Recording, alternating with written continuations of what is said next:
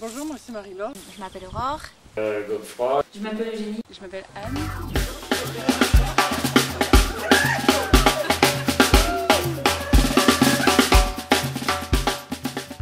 Je suis prof d'anglais et j'ai décidé aussi de faire une pause en fait, dans ma vie professionnelle pour pouvoir prendre un temps pour le bon Dieu. J'avais envie de voir si j'étais faite pour devenir éducatrice ou pas, et aussi pour avoir un enseignement concernant ma vie de foi. J'ai eu mon bac en juin dernier.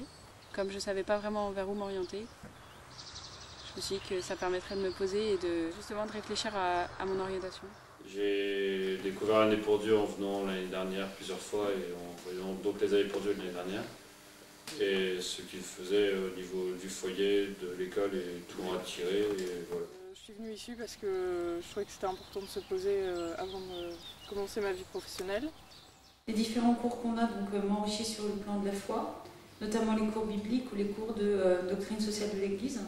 On a eu aussi des enseignements très variés en spiritualité. C'est très intéressant en fait, de toucher un petit peu à tous les domaines de la foi et de la vie spirituelle. Cette année, j'ai beaucoup appris, surtout avec les cours, qui m'ont vraiment affermi dans ma foi, dans mon amour pour l'Église. Tout plein de petits cailloux pour nous aider. Les cours d'anthropologie qui nous apprennent à nous connaître nous-mêmes et qui sont vraiment importants. Plus seulement dire ceux qui ont parlé que ce ne serait pas forcément catho, je crois, mais dire pourquoi on croit. Il y a vraiment deux grandes dimensions. La dimension de donner et la dimension de recevoir. On reçoit d'abord un enseignement sur tout ce qui va nous aider à bien vivre notre vie chrétienne là où on est dans le monde. Et là pour se former en vue de repartir et d'être vraiment chrétien là où on est après. Également une dimension d'accompagnement.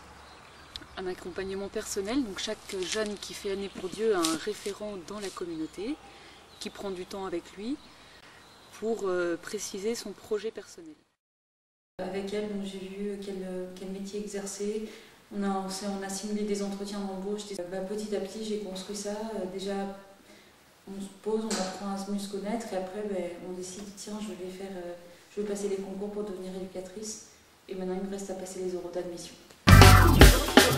Je suis plus particulièrement avec les garçons de 6e, 5e pour les récréations, les veillées, les activités du mercredi après-midi. Ce qui ressort particulièrement de cet échange, c'est la joie que ça me procure et que je pense que ça leur procure aussi. Pouvoir vraiment être avec les enfants, vivre avec eux et puis échanger. Les voir sous différentes facettes, ce qu'on peut voir aussi avec l'internat. Ça m'a vraiment appris. On apprend énormément à leur côté. Je pense qu'on reçoit plus d'eux que nous leur donnons. C'est vraiment beau de voir tous ces enfants, toute cette joie. Je peux apporter une sorte de témoignage du fait de voir un jeune, pas beaucoup plus vieux qu'eux, pour un an, au foyer. Le jeune va être au service de l'école, des élèves de l'école. C'est très formateur d'être avec les élèves qui vont nous pousser à donner le meilleur de nous-mêmes. Le don se vit aussi au cœur du foyer et de sa mission d'accueil des retraitants, donc d'évangélisation. Une belle mission qui est la leur. Pouvoir vous servir au repas à l'heure des retraites ou s'occuper des enfants pour que leurs parents puissent avoir des temps justement avec le bon Dieu. Leur simplicité et leur joie de vivre, ça fait du bien. C'est une grande grâce. Ça permet vraiment de voir ce que dit Marthe quand on est témoin par rayonnement.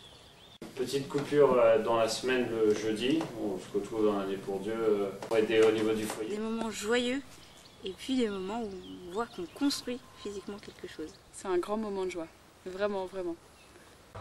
Mais aussi ça permet de méditer, de réfléchir au cours de la semaine, de repenser à tout ce qui s'est passé et de prier. Ce qui porte ces deux dimensions de recevoir et de donner, eh bien c'est la vie de chrétiens ensemble au cœur d'une communauté avec deux appuis.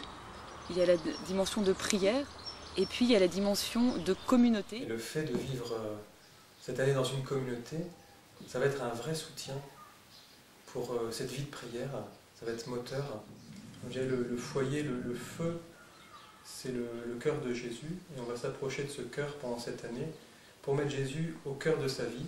Ça m'a appris rythme plus régulier avec la prière, notamment grâce à la communauté. Il y a un bon contact qui se crée. On sait que la communauté derrière nous, elle prie pour nous tout au long de l'année. C'est quelque chose de très enrichissant de passer un an avec des gens qui ont décidé de faire un acte de se consacrer complètement au Christ. La journée est rythmée par la prière et le moment que je préfère, c'est l'Eucharistie. J'ai appris tout au long de l'année, malgré des épreuves dans la vie spirituelle, de persévérer dans la foi et de s'abandonner.